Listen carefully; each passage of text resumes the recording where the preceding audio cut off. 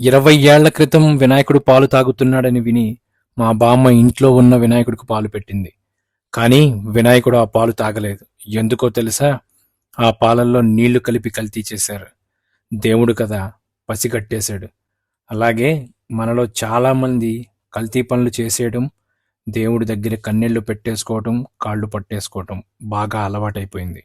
గుడి, చర్చ్, మసీద్ ఎక్కడికైనా వెళ్ళు, దేవుడికి దండం పెట్టు, తప్పులేదు. కానీ నువ్వు కోరి తెచ్చుకునే కష్టాల్ని తీర్చమని కోరుకోకు. నువ్వు సరిగ్గా లేకపోతే ఏ దేవుడు ఏమీ చేయలేడు. గణపతి బప్పా మోరియా, ఆదా లడ్డు కాలియా.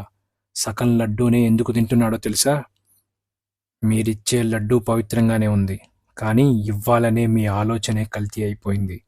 ఇకనైనా మీరున్నారని నమ్మే దేవుణ్ణి భయంతోనో స్వార్థంతోనో నమ్మకండి, భక్తితో నమ్మండి.